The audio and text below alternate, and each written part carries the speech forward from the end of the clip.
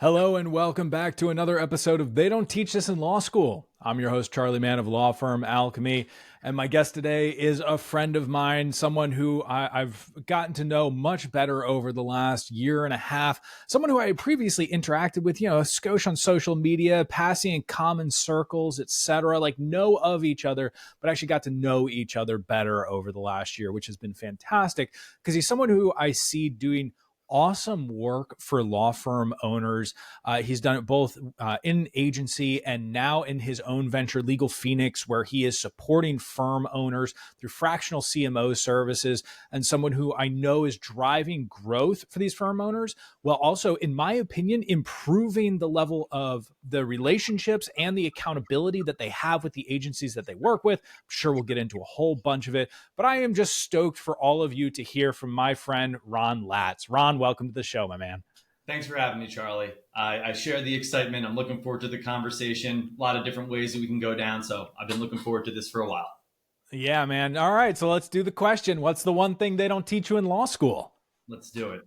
So this is something that I know that I was not taught in school, because when I was in school, Facebook was developed and launched and released. And what we do in school is really how to effectively manage and monitor and track your basic online presence, what you are doing out on the internet. Now, this could be brought down a lot of different ways that we could really take this. But, when I was a freshman in college, right, I was not thinking about the things that I was saying, or the music quotes that I was sharing, or the images that I might have been liking, or things like that, when I'm a young, naive kid going through school and have no idea what the downstream impact is going to be in future job interviews. Or imagine you're going to law school, if you want to get into politics, right? There are things that you would say to your friends in these common threads that you don't realize, at least, 15 plus years ago, like everybody in the world is going to eventually see this. Yep. When you think about that now, a lot of firms and a lot of lawyers are trying to gravitate towards building personal brands, posting on platforms like LinkedIn, jumping in front of the camera on YouTube, Reels, TikTok, you name it, right? A lot of them don't have like a social media policy that is put in place. You can even take a look at like trolls, bad comments, opposing counsel's clients, like especially in family law, that runs rampant, where you've got even bad reviews. Like, how do you manage all of that? And having a system and process in place to do that is something that you inevitably will need to do if you're generating visibility on the internet. Okay, so you use that term right there at the end, visibility. I'm glad that you use that, because I think that's an interesting point to sort of drop a hook in here. Because when we're talking about social media, obviously the idea of visibility, impressions, etc., is the first reason most folks get engaged. Most law firm owners get engaged with social media, because it's the idea of like spreading awareness, spreading the brand, getting my name out there. But what you're talking about, like what you mentioned at the very beginning, a way to assemble, monitor, track, etc., which is a much more technical and strategic approach to social media than I'm just going to splash stuff up there. So maybe let's starter kit this thing. You've got a law firm, it has some financial resources. The owner has the time freedom to invest in doing social media marketing. What would you love to see that firm do from the beginning to get it right? You can get very simple and just have a checklist of things that you need to ensure that, your reputation is being protected. If something happens like a bad review on a social platform, what are we going to do? How do we address it? Do we respond? How much time are we going to take? If this is a valid concern or objection or issue with a potential client, there are some service implications that we need to address to make sure that that doesn't happen again to another client or potential prospect. If it is a fraudulent or a fake review, which we see running rampant in legal, it's not only just on social, but across Google business profiles. Yeah. How do we address that to ensure that we're not getting in hot water, or that we are protecting our reputation? Do we respond? How fast do we respond? And who is managing that? Who is responsible to do that? And monitor those programs and those profiles so that you're not missing something and having a one-star review out there for longer than it should. So just like making sure that someone is responsible, you have a plan of action as far as how you're going to respond. I think that's table stakes. Now, certainly, you can use a lot of tools and systems and workflows and automation to manage, track, and essentially just monitor all this stuff on your behalf. But, we've talked about this before. Both of us have shared online. A lot of lawyers believe like it's just don't get the shiny object syndrome. Like I like to say it's people over process over technology. Or is the person at the forefront? Like they are the ones that have to be responsible for this. Let's make sure it makes their life easier and that it is simple. It is not interrupting their day. It is not difficult to do. Then we take that into account, put a process in place so it can be replicated, and then we can have a tool that can improve efficiency and productivity. So those are a couple of things I think that firms could put into place to make sure that they're at least starting off on the right foot. So the concern I would have is like, okay, a firm owner hears this and it's very smart advice. It also starts to set up some guide rails. And sometimes when we set up the guide rails, we perceive them to be smaller than they are in reality, right? Okay, now I see these constraints and this is boxing me in a little bit. I feel like maybe I'm going to err on the side of professionalism. How within some of those considerations of the process, et cetera, how do we make sure that the people side stays there and we are actually maximizing social media and building that presence? I'll break it down from a personal profile and then a company profile. Great. Personally, it's my take. The firm doesn't own your personal profile. It is yours to share your thoughts and experience and stories as you see best fit. Now, some firms don't take that approach. They want to review and audit and approve all of the posts before they go out. I think that is a much stronger guardrail or handcuff that you're putting upon somebody else, because now you're just forcing almost generic, self-centered type of firm-focused content. I think that you should let them run free to a certain degree. They are going to be responsible for some of the things that they say. And if it does come back to bite them, hopefully you've got that process in place where you can have an open conversation and say, listen, like these are some things that we don't think is shining the brightest light for you and as well your association with us. We just want to have a conversation and understand moving forward that this is not what we would necessarily expect or want to see out there in the market. Now on the company page, firm owns that. Firm owns the company page. So they might want to have some sort of guardrails in place where instead of just doing humble brags or job opening positionings or we won this award or that award, let's put together some of our primary content pillars that highlight the great work that we do, the values that we all share, the clients that we've helped, the successes that we've had, our involvement in the community. Like you could put together a good, solid content strategy centered around the primary pillars, that are going to do your firm best. Yeah. So, you get all that stuff assembled. You have people who are publishing within the firm itself. You have that difference between the company page and the personal page. And obviously personal pages are always more effective than company pages.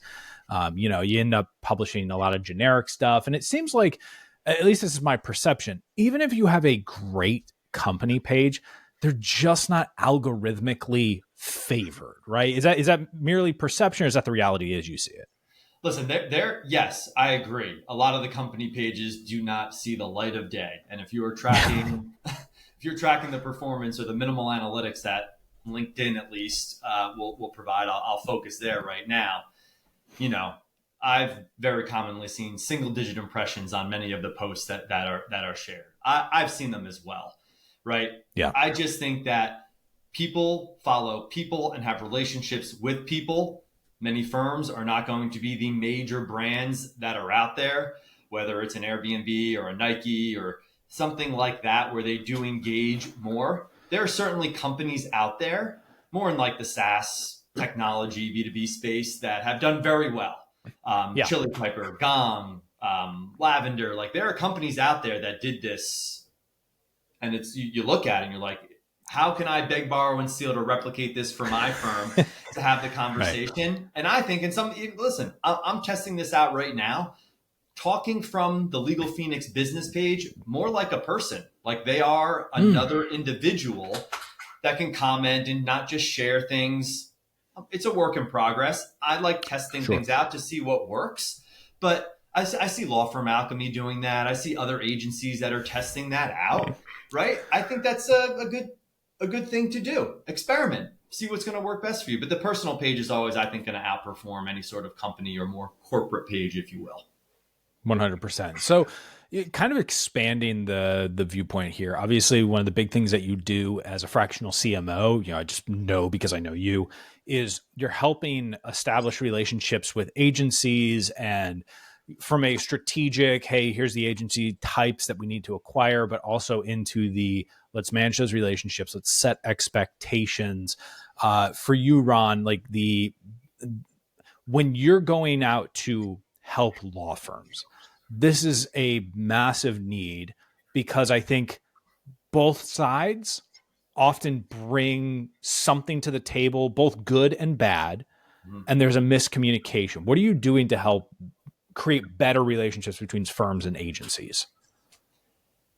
Yes, there are lots of firms that are in maybe difficult situations where they've lost trust and that needs to be regained with the agency because many times there's unwarranted finger pointing in both directions, right? Law firm blames agency for not getting qualified leads. Our marketing's terrible. You're not doing your job. Then the agency points back to the law firm. You've missed 25% of your phone calls. You're not responding to emails. There's bad reviews out there. So there could be a service delivery problem. And it's just a vicious circle. Yeah. I really do try to regain trust on both sides and hold each side accountable because I'm a completely neutral third party here. The agencies that I recommend or I refer working with, like I'm not taking kickbacks, affiliate fees, or commissions on that because I want my clients to know if I'm pointing them in the direction of a reputable outfit, it's not because they're lining my pockets. Right. And that's just something that I've really leaned heavily into. It's a little bit different than some of the other offerings that are out in the market, but I've just found that it resonates the most with my clients. So in an instance where there is lost trust, right? Like I try to bring it back all the way to the beginning and understand, first of all, what's the business goal? What was the objective that we sought out to achieve? And then I take a look at the strategy and understand what is the strategy, who's the target market, what's the competitive landscape, what benchmarks or targets did we give to the agency for them to hit so that they're not flying blind. Then a level beneath it, let's take a look at all the associated tactics that we are deploying to support that strategy. How much money are we investing across each of these channels? Is it sufficient? Are we overinvested? Are we, inadvertently increasing our acquisition costs? Or are we significantly underinvested? So I try to peel all that back first so that then I can have a thoughtful and strategic conversation with the agency to say, hey, listen, I just want us all to be rowing in the same direction. And if we need to reset expectations because there was somewhat of a misguided approach, or maybe, listen, agencies, they want to get the deal. Many of them don't want to turn away revenue, right? And that's an issue in and of itself, right? Like if you're not setting and managing expectations properly, or someone's underinvested and then you're just churning through firms, like that's why so many lawyers and law firms are jaded or skeptical because they've been burnt so many times. So I try to just put myself directly in the middle of that conversation and make sure that the lines of communication remain open. And if that expectations have to be reset, then we have those difficult conversations and then we find a path forward. And what happens when, and it happens all the time, a firm owner really just says, hey, I kind of need to move on for me. How do you handle okay, we're gonna pivot, we're gonna find a new agency to help you out, and predominantly, when we're talking agency, it's often going to be a digital marketing website, etc. type of agency. That's the most common framework. So that person wants to look for something new. How are you making sure that the law firm in the new relationship with the new agency, one, finds one that works well for them, and two, that they make sure that their own behavior isn't maybe the problem. Sure. First and foremost, unless there's a lost trust issue, right?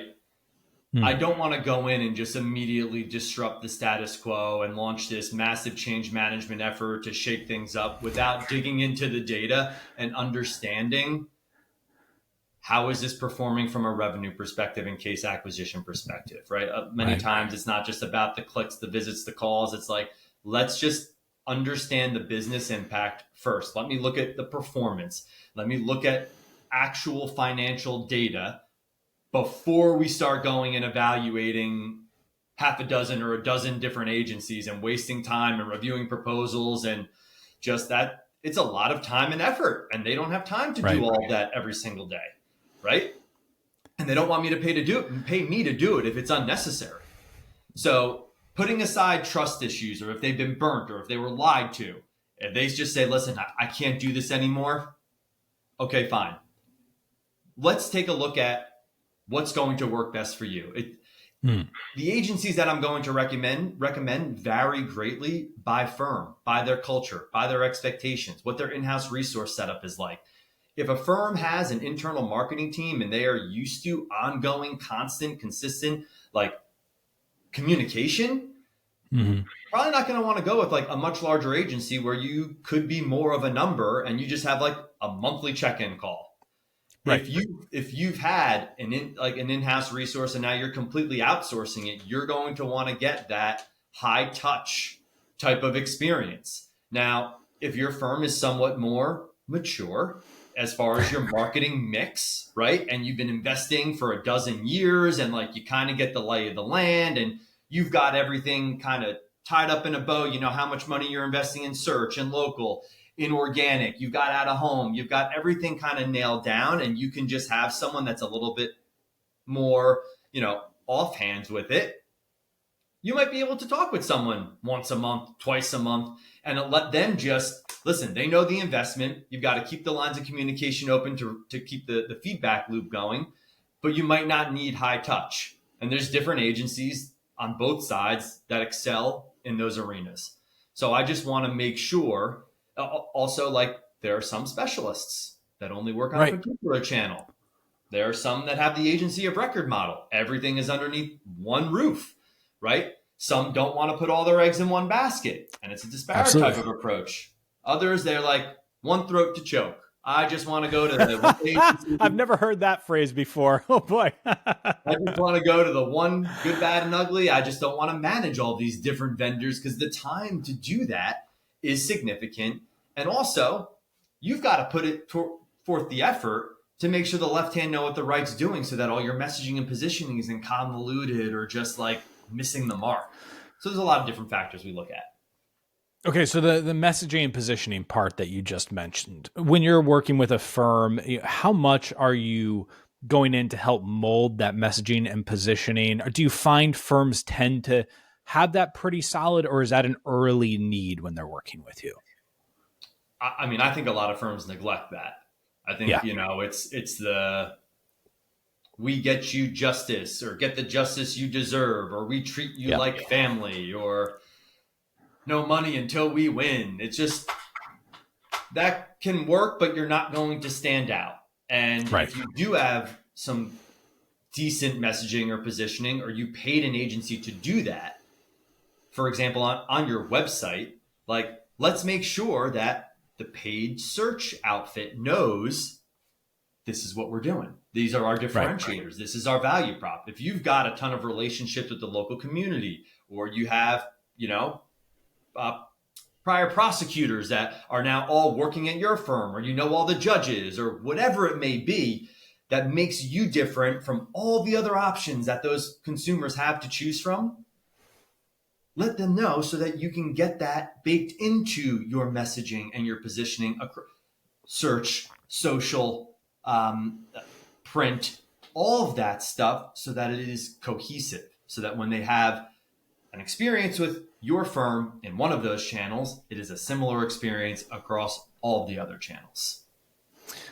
So that's another thing, the experience side. You mentioned earlier, Ron, that some people will hire the agency of record, the one throat to choke. Boy, oh boy, I'm gonna swipe that one from you. That's a fun one. They're gonna have that one agency, but some really love having, like, I have different specialists working for me to conquer different things. Like, this is my YouTube company. I've got my SEO over here. Paid search is over here. And of course, I have my OTT being purchased by a separate media buyer entirely. Obviously, we start to worry about fragmentation of messaging because there's a desire to sometimes trust the experts, which I think is a fair thing to do. Like, when they hire someone like you to be a fractional CMO, they're aiming to trust the expert as well. How do you help unite some of that messaging? It's giving them access to as much information as possible, not locking things down and like hiding things so that another agency isn't going to necessarily steal our secrets or our secret sauce. You have to have Right. trust. You have to have trust. And I try to bridge that gap. And does it always work? No. Some are Right. just unwilling. Some are unwilling. And then it's a conversation with the firm to say, listen, if we are happy with the results and this is not going to impact the relationship that you have and you want to continue going forward, fine. If this is a problem for you, if this is not something that you approve of, then we might have to consider some alternatives because we want to ensure that everybody is working towards the same goal. That's just at the end of the day, that's what the firm wants to know. They want to be confident that their investment is being protected and that everybody is helping them achieve the same outcome based off of the goals and objectives that we've outlined at the onset of the relationship. And if it's not, right, again, it goes down back to performance, how many clients are we retaining? If that's in question, well, then we can talk about making a change. Related to that in a way, Ron, and I think kind of part of it when we're talking metrics, one of the most difficult things for firm owners to do these days is to gather useful data and information from all of these different marketing platforms and make smart decisions on it. And it's both a data acquisition, but also, of course, an attribution issue of what is really driving getting clients. Like, what are you seeing in that market? What are you doing to help conquer that issue? A lot of times firms are looking for just that 100% perfect one-to-one attribution, like, which is nearly impossible in today's day and age, given how Truly. the consumer's journey is not linear. Yep. So in paid search, for example, yes, you might be able to track a click to a call to a retained client, and you might have the tools in place to understand where that individual might have heard of you previously, or if they visited your website, or what blog they might have read. But for the most part, especially when the consumer's journey is more research driven or longer, like in family law or in employment, things of that nature, where they want to get their ducks in a row, have information at their fingertips. They have more educational types of queries online to understand, what are my options? When do I do this? What is the impact? Right? Those people are going to law firm website 2, 3, 4, 5, 6 months before they pick up the phone or submit a form to contact you. Right? So now, I love data. I love technology. I love putting all of those pieces together. And there's a lot of great options out there to make sure that your call tracking is put into your lead intake management software, and that's pushed into a matter management or case management system. And you try to get a holistic view of everything. But at a baseline, you want to understand my total investment over total clients acquired. Like, this is how much it cost. And you can use tools to understand, these are the consultations that the lawyers at my law firm had, and these are the ones that were qualified, and these are the ones that were closed, and how long it took to close each of those, so that we know our conversion rates and our average cost per actions. That is great data to make better decisions based off of, instead of just relying on your gut.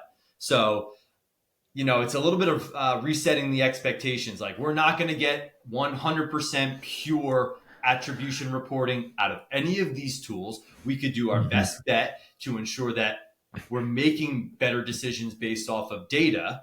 But, it's the ones that just have nothing in place, that just have no idea. Like, at least how many leads and opportunities do we get by each channel? And then those qualified opportunities, and then those consults. Some just, they're flying blind, but things have been good enough that they haven't really need to go over it with a fine tooth comb. And they bring me in to tell them whether or not, like, this is an issue or it's not an issue, and here's what we could do to help solve it. It really sounds like, to a degree, man, that you are doing a like emergency room sometimes scenario, not that dramatic, but where you have to do triage before treatment.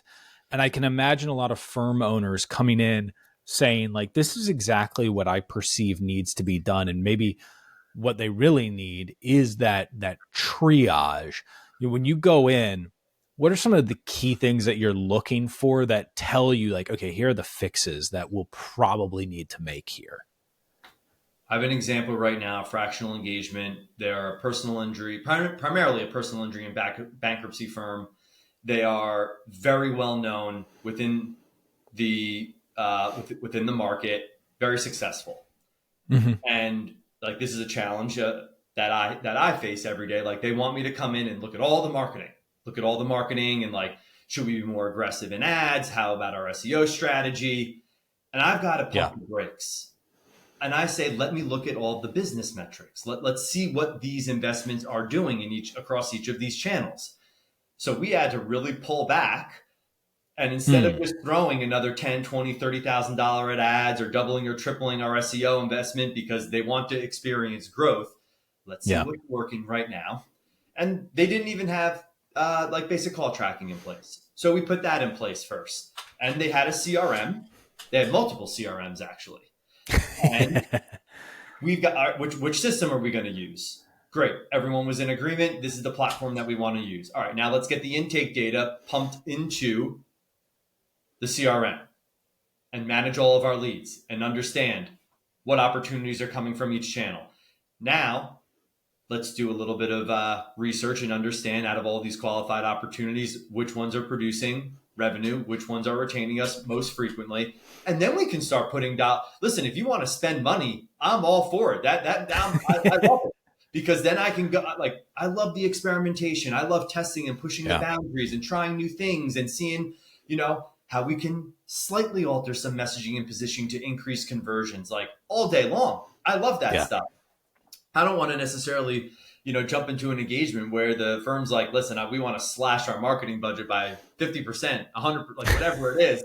I'm probably not going to be your guy, right? So I really want to make sure we've got that in place. If that's all in place, Charlie, and they've got the tracking done, and they can kind of tell me, hey, these are our average cost pers. This is what it costs us on average to get a bankruptcy client or a personal injury client or a family, whatever practice area or market you are in.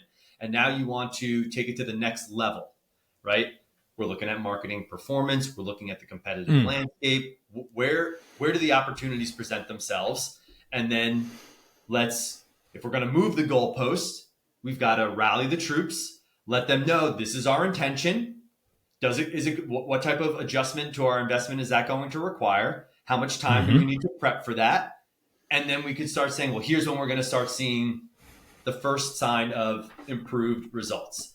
And if it doesn't work, it's not necessarily a failure. We learn things from that. So that's right. Okay, you bring up timelines. That's certainly a sticking point for a lot of firm owners.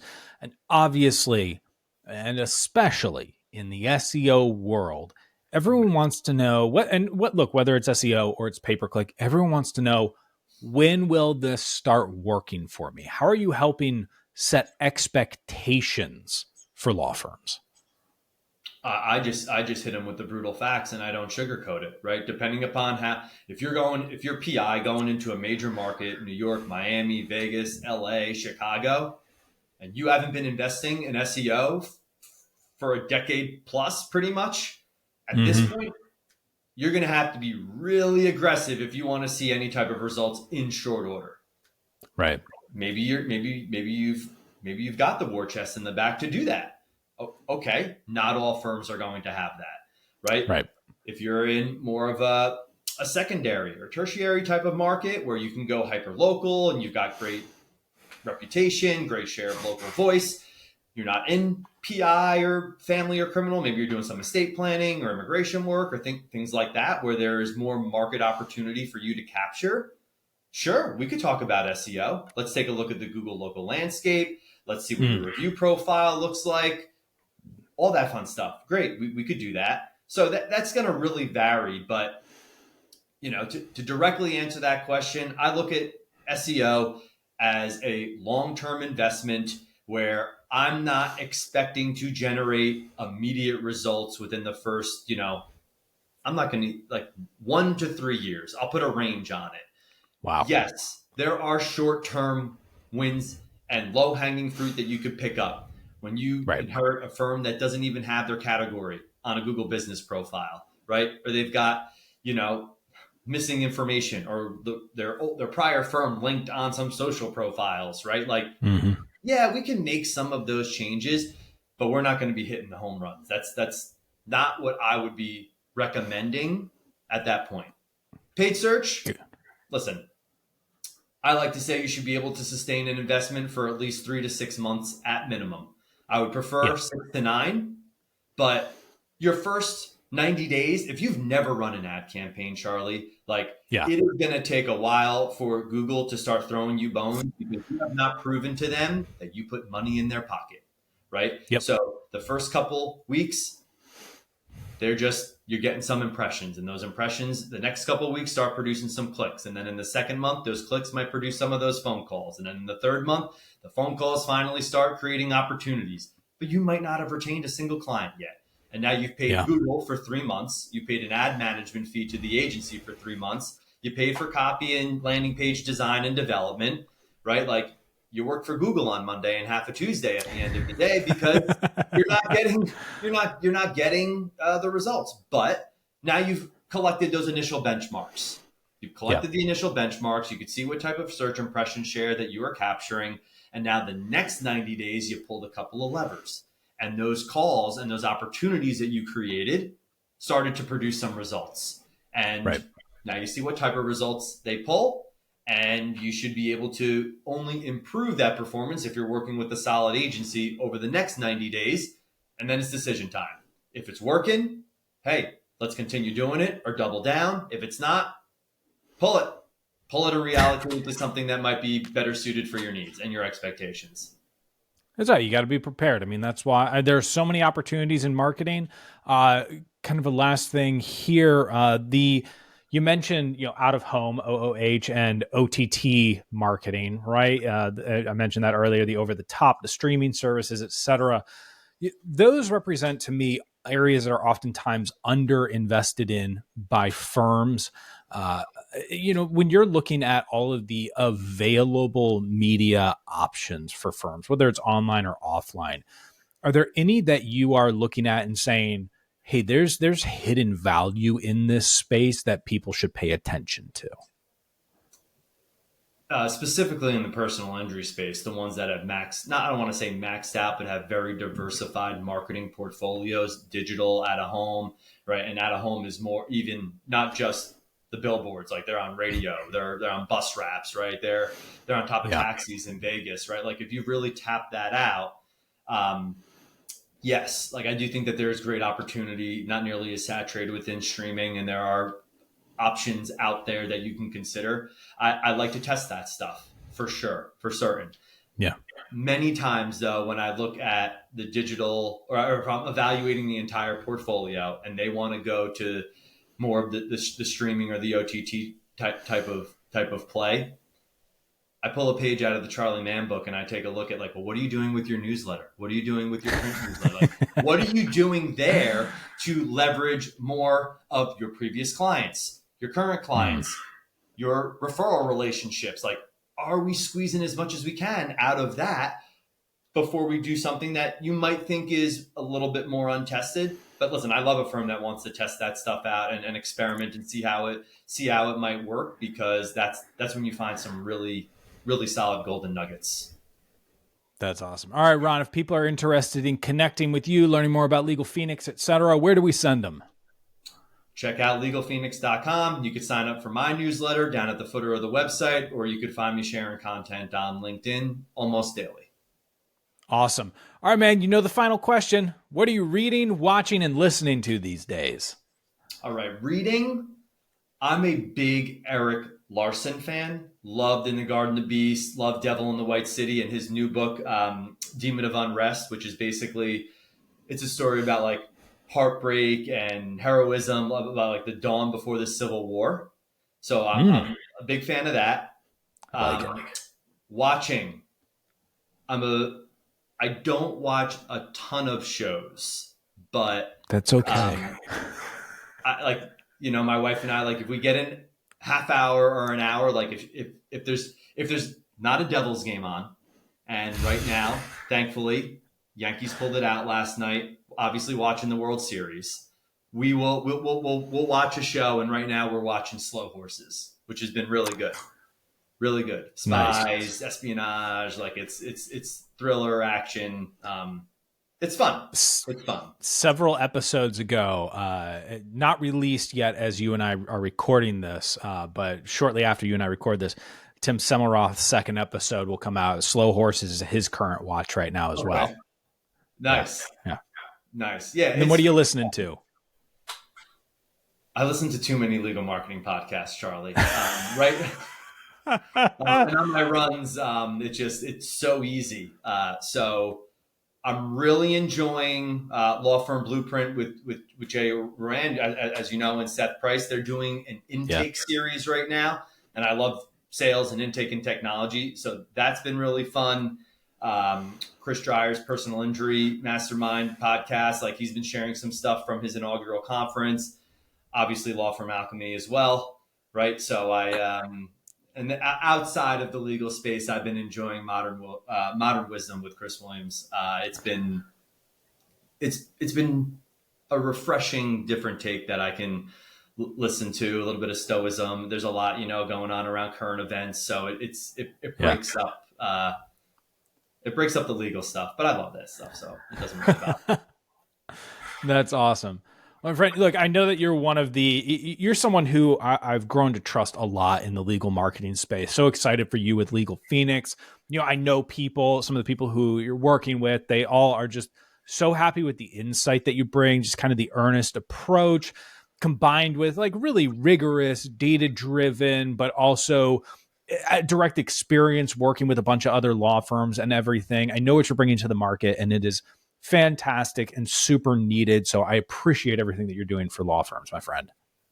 Well, I appreciate you as well and what you're doing. And I really appreciate you having me on and being able to share, and look forward to the release. So thank you again, my friend. Right back at you. And we will see you all in the next episode of They Don't Teach Us in Law School.